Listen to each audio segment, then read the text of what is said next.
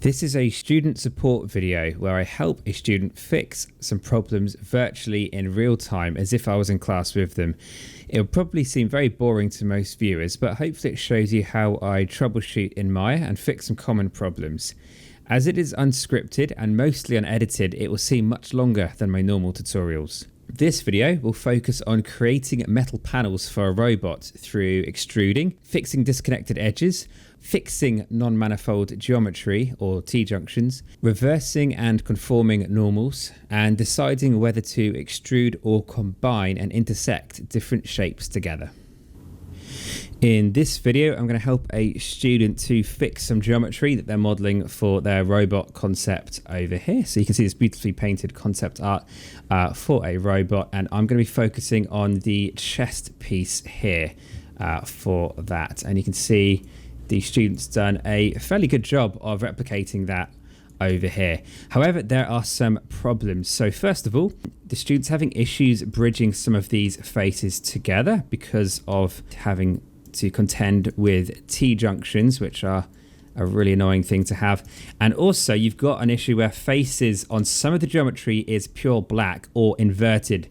Just to clarify, when you have faces on geometry like this that's black, it's not a joke or like a quick rendering error. It's actually bad news. If this was to go into a computer game engine like Unreal or Unity, it would look like this. If you go to shading and turn on back face culling, it will be invisible, which is really bad. So from the outside, these faces are invisible, but from the inside, you can see they are visible, and it's all just messed up and inverted, and it's going to cause all kinds of trouble. So I'm just going to go to shading and turn that back off. So when you see pure black faces, something's going wrong. So first of all, let's simplify our geometry a bit so we can break this down. I'm going to go to separate, which is on my shelf. If for some weird reason it isn't on yours, go to mesh, separate, and then you can see the different panels that the student has got going on here. I'm going to move this out of the way. I could have hidden the other geometry, but it's sometimes a bit of a faff. So I'm just going to kind of move this out of the way and come back to everything else. So let's focus on this first. So I'm going to want to invert these faces. Now, sometimes to fix a problem, all you have to do is go to mesh display. And if you do conform, this usually means that when you've got a face that's next door to one that's inverted, it will conform the smaller number of faces to match the larger number of faces that are correct. So in this case, most of the robot is grey, and using the power of peer pressure, pretty much, it will turn all of these darker inverted faces the other way around to conform. So if I give that a try, that's a mesh display, conform, it made it worse. And so that's not good at all. So you might think, I know, I'll just invert the mesh display, reverse. And then they're right, but now everything else is wrong. So you can't do that either. I'm going to undo that because that's even more wrong. And sometimes you can do mesh display, you can average. That didn't work either. That didn't seem to have any effect. And finally, you've got set to face. This is usually one that works for me when nothing else does. So if you do mesh display, set to face, and here nothing happened. Result is completely unchanged. So something's wrong with this geometry. Let's go inside and find out.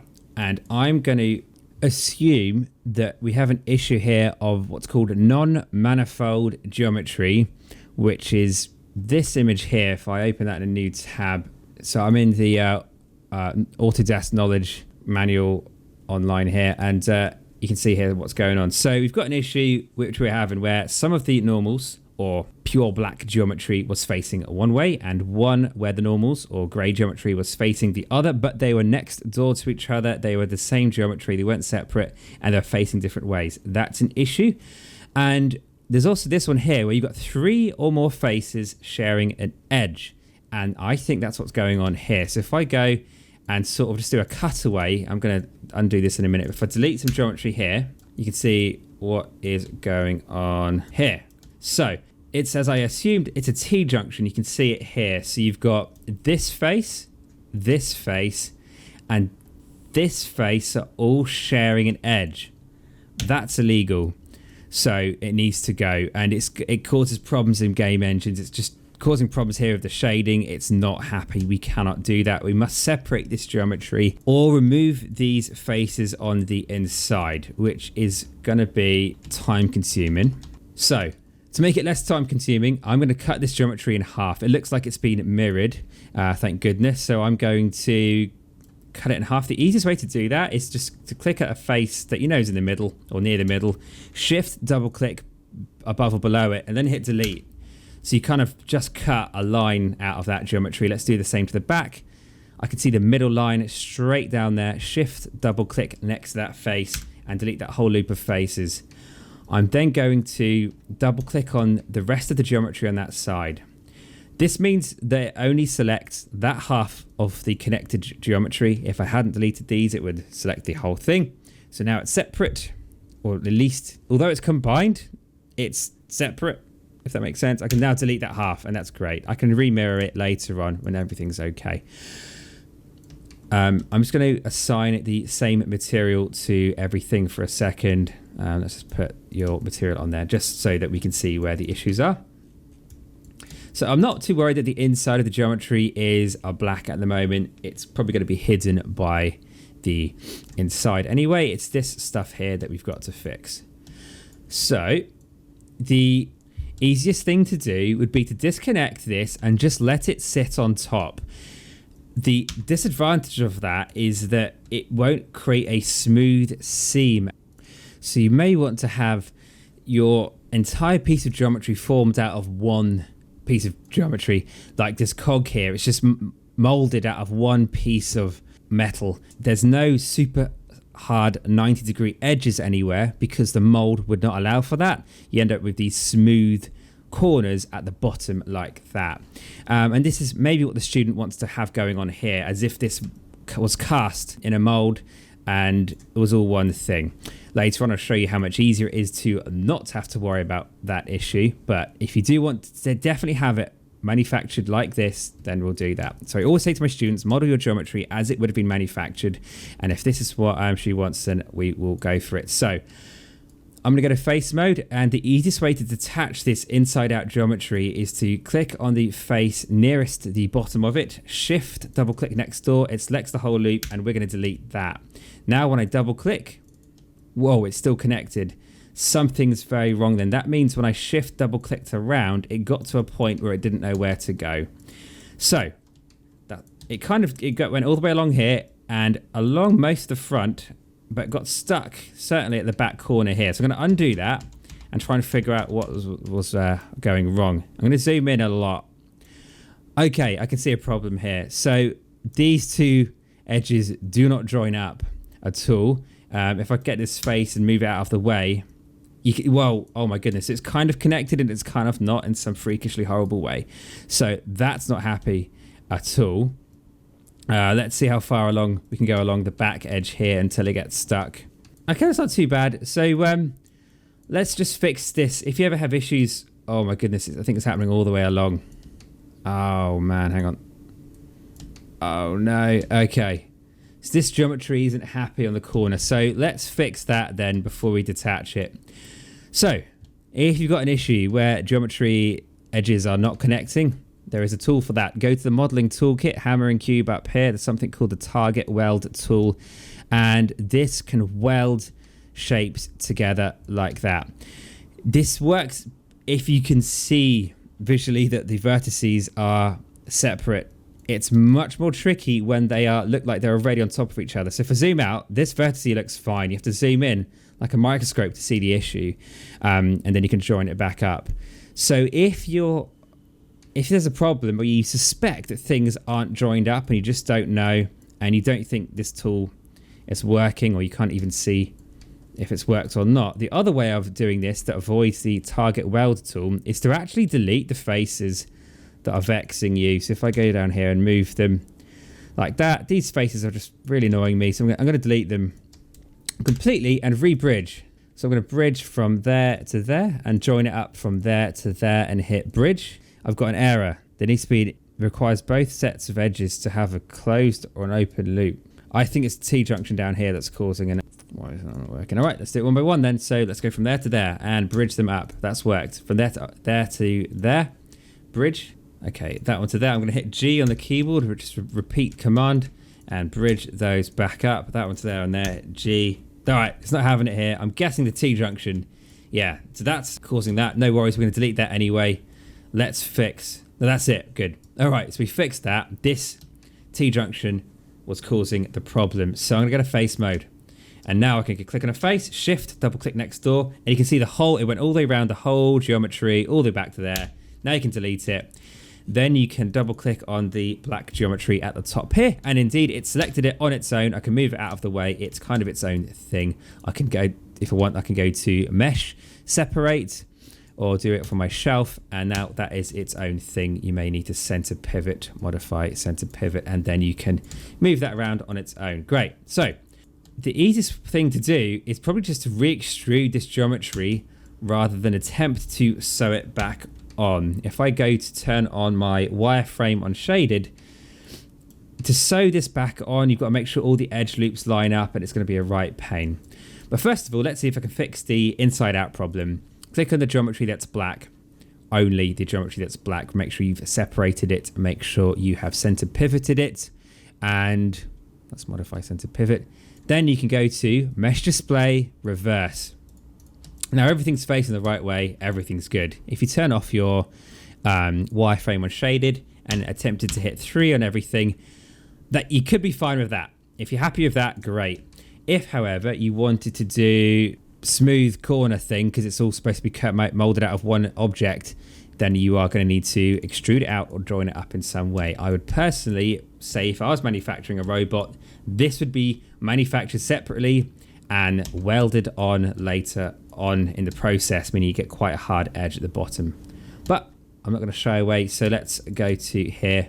I'm moving it right away, and it looks like you can kind of see where we need to go here. So I'm going to go to face mode and hold tab and just select the big faces that are in the middle of this geometry. I'm holding tab to paint select these faces. Once you get to near the edge, you can see I've kind of left a border of faces around there. In fact, I think I want one more row at the top. Now you'll see that I haven't tried to get all of these smaller ones around the edge because they're going to take too long. But what you can do, if you selected all the main ones and you've got like a ring of a single row of faces around the edge, you can do shift full stop on the keyboard. You'll see there's like a right arrow on the just above your full stop on the keyboard. That shift full stop, boom. That will then grow your selection like a virus around that. And then that was a quick way of just growing your selection, which is really cool. You're going to have to do shift left arrow to shrink it or whatever you want to do, but do that. Then you can hit extrude, find the blue arrow, always the blue arrow, and extrude that out. I'm going to hit one on the keyboard just to make sure I know what I'm doing. So that's extruding out to there. If you do it too far, it'll look like some weird top hat or something, but just do it to about there. I think that's the right thickness. And it looks like the student has put in all of the edge loops needed so that when I hit 3, it's actually smoothing okay. And you get these lovely sort of highlights on there. And at the bottom now, we get the highlights of where the metal's connected and look like it's been formed out of one sheet of metal, which is great. So that's worked well. There's some glitchy bits down here where we've got a 5-sided face or a 6-sided face, and that's the stuff of nightmares. If you see this, you can fix it by going to your multi-cut tool and just try. It's better to have triangles. Actually, we can avoid triangles. I can get it going from there to there, and that's a 4-sided shape. 1, 2, 3, 4, done. But that's a minor issue. At least we fixed that. Great. We're probably now good to remirror it. There is another issue though. When you smooth it out, you can see you've got these sort of creases going along like that. And I'm guessing the student doesn't want them all. I like the one on the front here. It looks quite cool. These ones though look like they're just geometry glitches. So that means you've got too many edges that are too close together. Although the student has got them quite uniformly, so maybe it's intentional. But if you want to avoid those sort of creases, you can double click like this. Sorry, not all of them. double click on the ones around there like that on that train track sort of area. And then you can do shift right click while holding shift and shift right click, delete edges.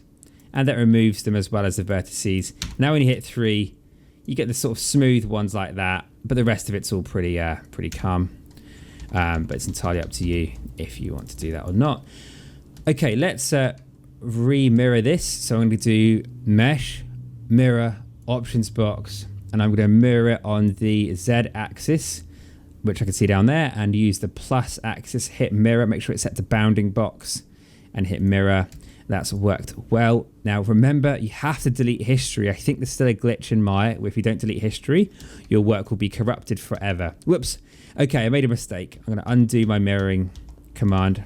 I'll try that again. Mesh, mirror, options box, Z plus, do it again. And this time, you got to adjust the merge threshold. I usually type in 0.01 and that still merges everything, because when you go to face mode it's still one object, but it doesn't pinch the vertices together down there.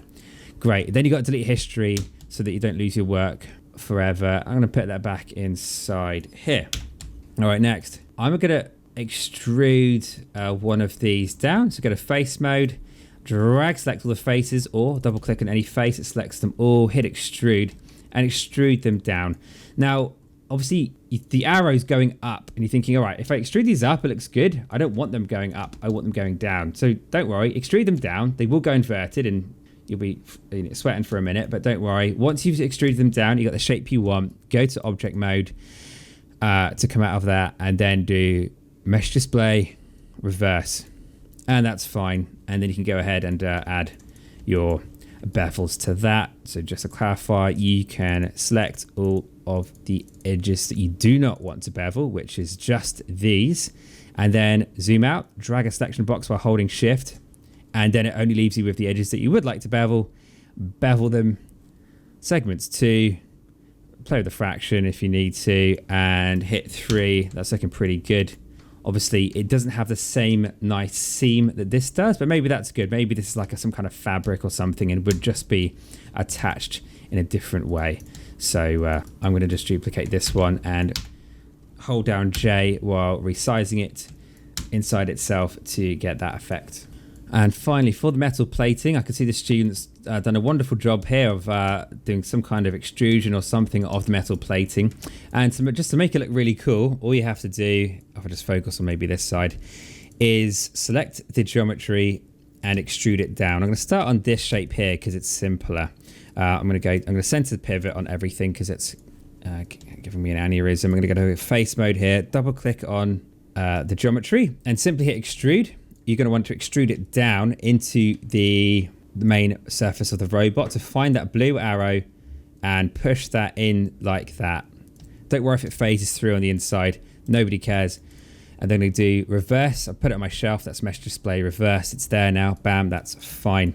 Let's do this to all the geometry at once. So if you've got loads of panels like I've got here that I want to do at the same time, you cannot extrude them all at the same time. You cannot even select the faces of them all at the same time. So what I do, I select all the panels all at once, hit combine for a moment, and now they're combined, I can go to face mode, drag select all the faces. Double clicking won't work because it only selects connected faces. So drag select them all, then hit extrude, find the blue arrow, push that down or pull that up depending on how you want it to go. I'm going to push that in.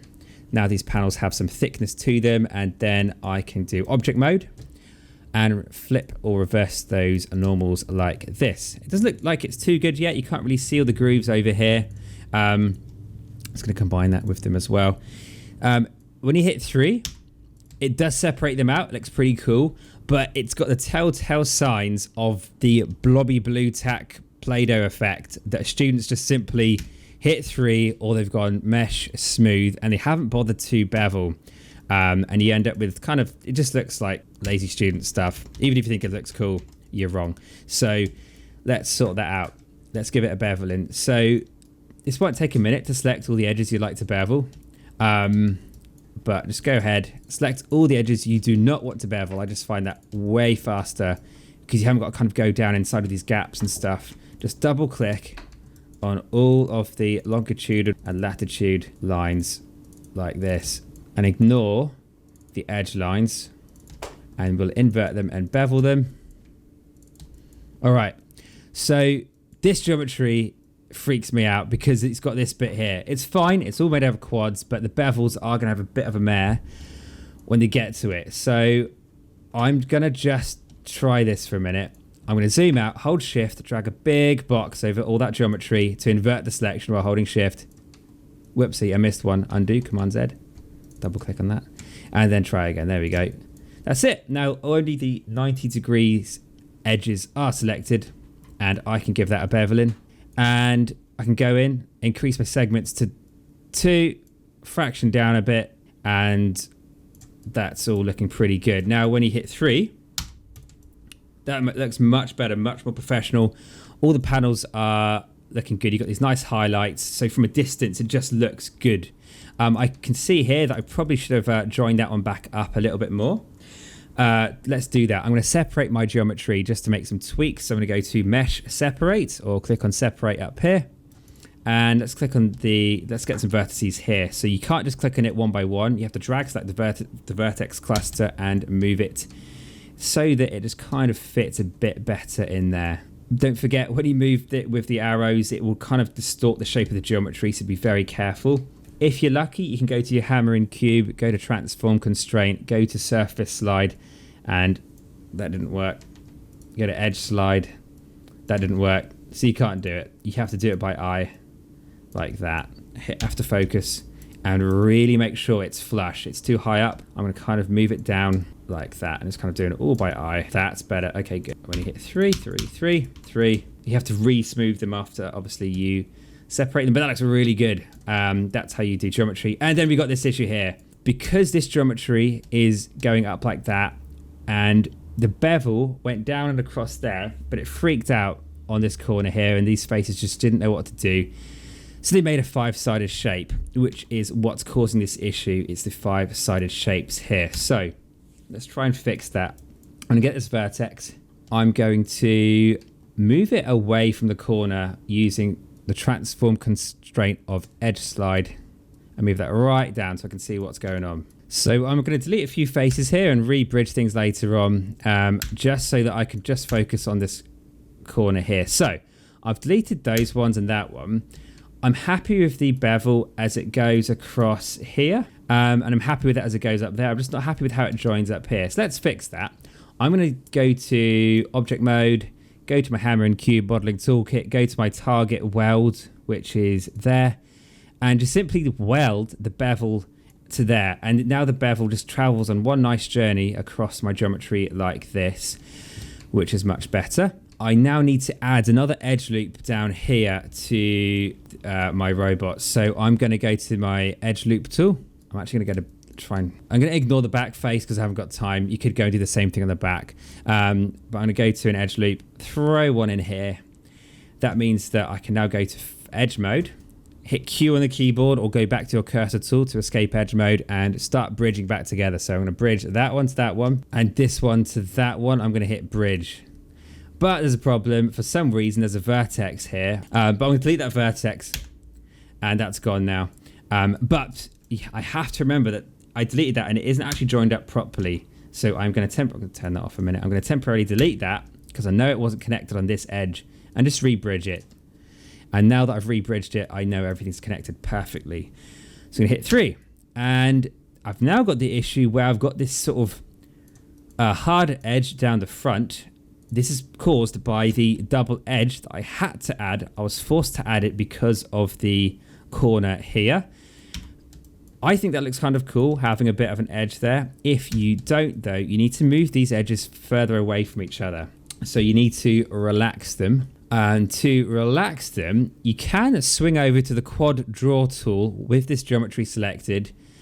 And instead of drawing geometry, you can just use the shortcuts from this to modify this geometry. And we know that if we hold shift, you can relax geometry out. So I'm going to hold shift and just kind of relax these sort of faces in the middle and just relax them right the way down to the bottom. Okay, you got to be careful at the bottom.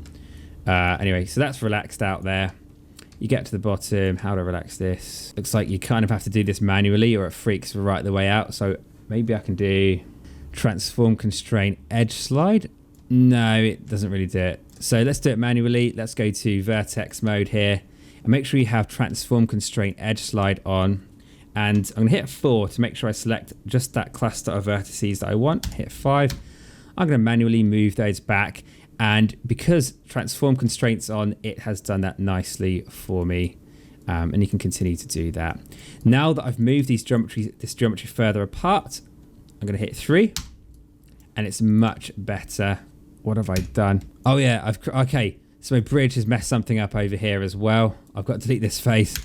We're getting there. This edge means nothing to me, I think. It doesn't have any effect. It just goes around to the back and stops. So let's delete that. Shift, right click, delete edge. You must do shift, right click or you get left with ghost vertices. And then you can rebridge it and hit 3. And it's all looking good. If you cannot smooth it for a render and it's going into a game, you may need to sort out some of these smooth edges here. So you can do that by clicking your geometry and going to mesh display, soften/harden edges, and it should be good. It didn't like this one here. I'm going to select edge, mesh display, soften edge, and hit G for repeat command until it all looks good. No, it's not looking good. Let's maybe move that down vertically. Yeah, I'm just going to keep it like that. Yeah, just if you've got issues, you can just smooth them out with mesh smooth or hit 3 on the keyboard and you're done. And you can mirror these over. Mesh, mirror, bounding box. We're on Z plus mirror. Oh yeah, so if this happens, you just need to combine them before you mirror it. And then hit center pivot and then do mesh, mirror, options box, bounding box, Z plus mirror, bam, done. You're going to want to reduce the merge threshold to 0.01 to avoid any problems. And then delete history and then save your work. You're then ready to move on. That's it.